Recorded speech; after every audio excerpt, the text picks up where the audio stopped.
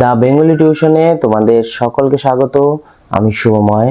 আজ তোমাদের বীরেন্দ্র চট্টোপাধ্যায়ের লেখা জন্মভূমি আজ যে কবিতাটি রয়েছে সেই কবিতার বিষয়বস্তু এবং তার সাথে কিছু এমসিকিউ প্রশ্নোত্তর নিয়ে আলোচনা করব। সর্বকালের প্রতিবাদী মানুষ হলেন বীরেন্দ্র চট্টোপাধ্যায়। 20 শতকের 40-এর দশকের যে কবিরা রয়েছে তাদের মধ্যে স্বাতন্ত্র্য আমরা ভীষণভাবে লক্ষ্য করতে পারি।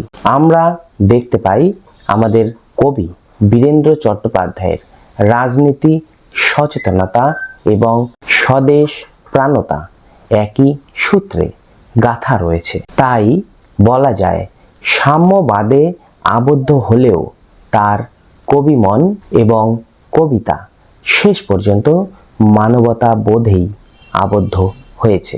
1920 খ্রিস্টাব্দের 2 সেপ্টেম্বর বর্তমান বাংলাদেশের ঢাকা জেলার অন্তর্গত বিক্রমপুর পরগনার বেজগাঁও গ্রামে বীরেন্দ্র চট্টোপাধ্যায়ের জন্ম হয়েছিল। তার পিতা ছিলেন হরেন্দ্রনাথ চট্টোপাধ্যায় এবং মাতা ছিলেন সুরবালা দেবী। আমরা দেখতে পাই বীরেন্দ্র চট্টোপাধ্যায় ছিলেন সমাজ মনস্ক এবং অত্যন্ত সংবেদনশীল কবি। তাই তার কাব্যে দেখা যায় সমকাল বা সেই সময়কার কাল খুব ভীষণভাবে ছাপ ফেলেছে, কারণ তিনি ছিলেন ভীষণ বাস্তববাদী কবি। তাই বাস্তববাদী দিক থেকে তিনি তার জগৎ ও জীবনকে সবসময় দেখার চেষ্টা করেছেন। আসলে তিনি সময় ও জগৎকে সঠিকভাবে বুঝে নিতে চেয়েছিলেন। তার যে পূর্বসূরি অর্থাৎ সুকান্ত ভট্টাচার্য, সেই সুকান্ত ভট্টাচার্যের একটি কবিতায় আমরা দেখতে পাই তিনি বলেছিলেন, পূর্ণিমার চাঁদ যেন ঝলসানো রুটি। অর্থাৎ কবি সুকান্তের মনে হয়েছিল পূর্ণিমার চাঁদটি যেন অনেকটা ঝলসানো রুটির মতো। কিন্তু কবি বীরেন্দ্র চট্টোপাধ্যায়ের কাছে গোটা পৃথিবীটাই যেন একখানা গোল রুটি, যে রুটিকে পাওয়ার জন্য বা যে রুটি খাওয়ার জন্য লোকে পাগল বা উন্মত্ত হয়ে আছে সর্বদা। বীরেন্দ্র চট্টোপাধ্যায়ের জন্মভূমি আজ যে কবিতাটি রয়েছে সেই কবিতাটি বেঁচে থাকার কবিতা কাব্যগ্রন্থ থেকে অন্তর্গত হয়েছে। এই কবিতায় কবি বলেছেন, এক সময় আমাদের এই ভারতবর্ষ ছিল শান্তির স্বর্গ, যেখানে কান পাতলেই শোনা যেত কৃষ্ণের বাঁশির সুমধুর সুর। সেখানে শুধুমাত্র মধুর বাণী শোনা যেত, সেখানে নাগ নাগিনীদের কোনো ফোঁস ফাঁস শব্দ ছিল না। কিন্তু শাসকদের প্রচণ্ড আঘাতে সেই শান্তির পৃথিবীতে নেমে আসে অত্যাচার। সেখানে শাসন চক্রের প্রচণ্ড আঘাতে থেমে যায় সেই সুমধুর বাঁশির সুর। তাদের লোভী যে স্বভাব ছিল সেই লোভী স্বভাব নষ্ট করে দিয়েছে সোনালী ভারতের যে সোনালী স্বপ্ন সেগুলি। এই যে পরিস্থিতির সৃষ্টি হয়েছিল সেই দম বন্ধ করা পরিস্থিতিতে প্রতিবাদের সুর নিয়ে কবিতা রচনা করেছিলেন কবি বীরেন্দ্র চট্টোপাধ্যায়। আমরা দেখতে পাই একটা সময় আর্থিক শোষণ, ধর্মীয় পীড়ন, অত্যাচার, অবহেলা, বঞ্চনা ইত্যাদি ভারতে বেশি পরিমাণে লক্ষ্য করা যাচ্ছিল। কবি এই কবিতায় এখনো রাত শেষ হয়নি এই পংক্তিটির মাধ্যমে এই কথাটি বলতে চেয়েছিলেন। তিনি মনে করেছেন প্রতিকূলতা জগদ্দল পাথরের মতো মানুষের মনে চেপে বসে রয়েছে। তাই মানুষ এই জগদ্দল পাথর যে বুকের উপর বসে রয়েছে এই পরিস্থিতিতে ঠিকভাবে নিঃশ্বাস পর্যন্ত নিতে পারছে না। সাধারণ মানুষের মনে একটি ভয় চেপে বসে আছে, বা বলতে পারো ভয় তাকে সম্পূর্ণরূপে গ্রাস করে রয়েছে। কিন্তু এত প্রতিকূলতার মধ্যেও কবির গান থেমে থাকেনি। তিনি কখনো একলা চলার গান রচনা করেননি, বা একলা চলার গান তিনি তার মনে আনেননি। সকলকে নিয়ে প্রতিবাদী কণ্ঠ হিসাবে আন্দোলনের মাধ্যমে এই যে প্রতিকূলতা, সেই প্রতিকূলতাকে তিনি জয় করতে চেয়েছেন।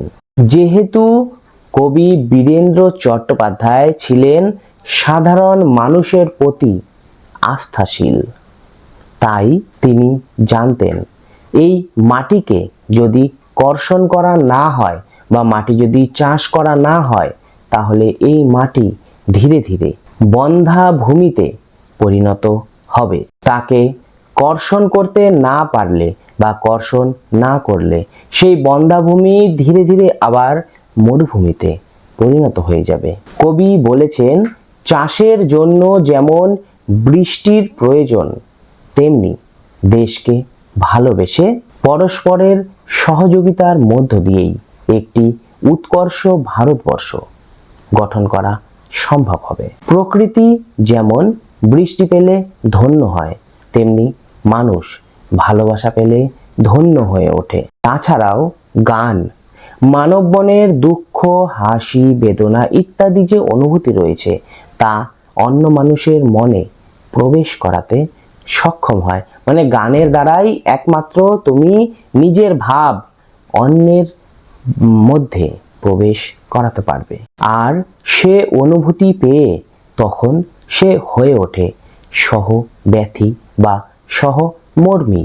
আসলে যে গান জানে না প্রলয় এলে সে বোবা বা অন্ধ হয়ে যায়। কৃষি জমিতে কর্ষণ দেওয়ার ফলে সেই কৃষি জমি যেমন শস্য শ্যামলা হয়ে ওঠে, তেমনি মানব হৃদয়ে কর্ষণ করার ফলেই মানব হৃদয়ে সোনা ফলায়। মূলত এই যে আমি উপরোক্ত কথাগুলি বললাম, এই কবিতায় এই বার্তাটি দেওয়া হয়েছে। আমাদের এই জন্মভূমি আজ যে কবিতাটি, তার বিষয়বস্তু এটুকুই। এবার আমরা এই কবিতার কিছু এমসিকিউ প্রশ্নোত্তর নিয়ে আলোচনা করব। বীরেন্দ্র চট্টোপাধ্যায়ের জন্ম মৃত্যু সাল লেখো। অপশনগুলি হলো 1915 থেকে 1985, 1920 থেকে 1985, 1913 থেকে 1985। সঠিক উত্তর 1920 থেকে 1985। জন্মভূমি আজ কবিতাটি যে কাব্যগ্রন্থের অন্তর্গত তা হলো। অপশনগুলি হলো গৃহচ্যুত, বেঁচে থাকার কবিতা রানুর জন্য। সঠিক উত্তর বেঁচে থাকার কবিতা। বেঁচে থাকার কবিতা প্রকাশিত হয়। অপশনগুলি হলো 1975, 1976, 1977। সঠিক উত্তর 1977। একবার মাটির দিকে তাকাও, কাদের প্রতি কবির এই আহ্বান? অপশনগুলি হলো দেশের সাধারণ মানুষের প্রতি, ঈশ্বরের প্রতি, শাসক শ্রেণীর প্রতি। সঠিক উত্তর দেশের সাধারণ মানুষের প্রতি। এখনো শেষ হয়নি। কি শেষ হয়নি? অপশনগুলি হলো দিন, রাত, আলো। সঠিক উত্তর রাত। কবিতায় এখনো শব্দটির ব্যবহৃত হয়েছে। অপশনগুলি হলো একবার, দুইবার, তিনবার। সঠিক উত্তর তিনবার।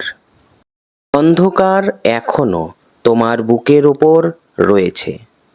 অপশনগুলি হলো রামধনুর রঙের মতো, কঠিন পাথরের মতো, শ্বেত পাথরের মতো। সঠিক উত্তর কঠিন পাথরের মতো।